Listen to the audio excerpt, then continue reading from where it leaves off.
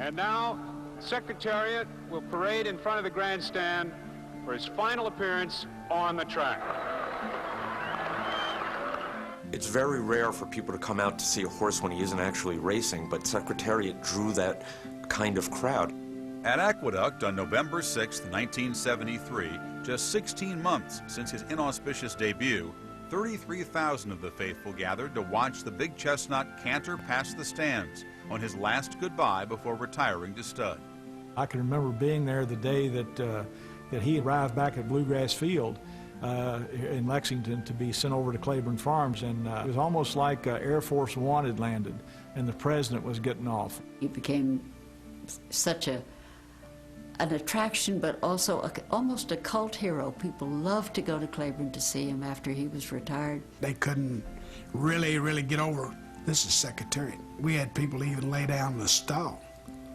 You know, God, let me lay on that straw if that's where Secretariat sleep. When I moved here from California, I had never seen Secretariat before, and, you know, before I went out and looked for a place to live, before I went out and shopped for furniture, before I did anything, I just felt this compelling need to go out to Claiborne Farm and see Secretariat. And in 1976, when the Today Show, in celebration of the bicentennial, went around to each state, I arranged for them to come to Claiborne Farm in Paris, and we set up right by the Secretariat paddock.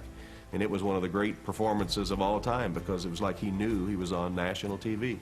He sat there and he posed with his head and his ears, and it was like the star knew that the red light was on. It's time to perform. I asked Seth Hancock, now how could you tell? I mean, they all look so magnificent. How could you tell that Secretariat was any better than anyone else? He says, you know, it's their eyes. You know, the great athletes have, great thoroughbreds, it's their eyes. And as he said eyes, Secretariat snapped his head and stared at me like that to say, and you better believe it, just look me right in the eyes. And he told me then, he said, even out in the field when they feed the horses, they wait till Secretariat eats first.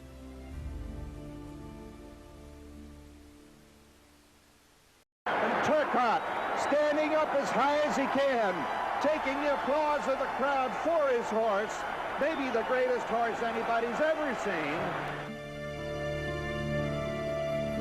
Secretariat's stud career began with high expectations, but he would never come close to passing on his greatness. He was not a failure at stud. He was a useful stallion, but you'd have to say that Secretariat was a bit of a disappointment. Secretariat was a terrific broodmare sire. His daughters turned out to be very successful broodmares, but I think the expectations for him were so unrealistic that people were going to be disappointed no matter what he created. He produced some pretty good horses, General Assembly and Lady Secret, who was the Horse of the Year in 1986, but I think people expected him to produce horses like him, and of course that was just going to be impossible. In September of 1989, it was clear that something was wrong with Big Red.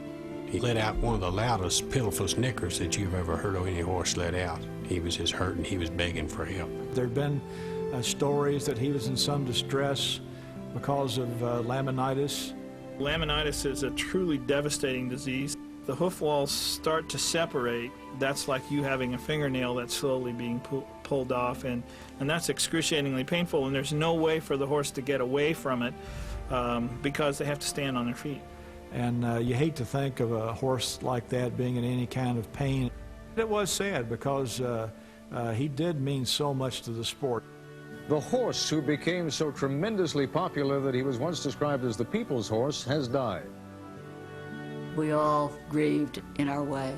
None of us could bear to have Camelot fall. When I found out he died, I just broke down and wept for a long time in my hotel room. We decided we'd bury him at 10 o'clock on a Thursday morning. You look at everybody's faces, and tears rolling down the cheeks. And, but that's that. You know, you bury him and you be thankful for what you had and go on back to your job and see if you can come close to getting your hands on another one like him, which will never happen, and you know it, but that's what you're in it for.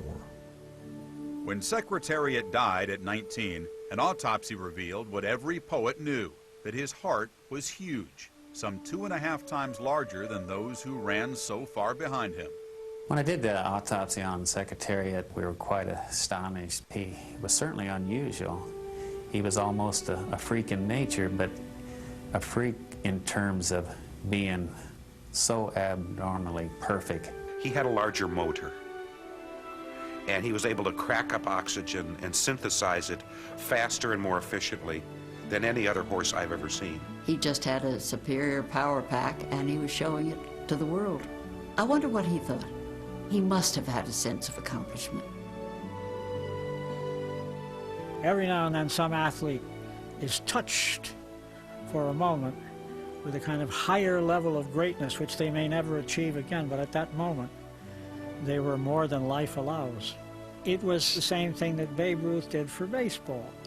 There's someone that everyone can relate to, think about, be amazed about, and that's what he did for racing.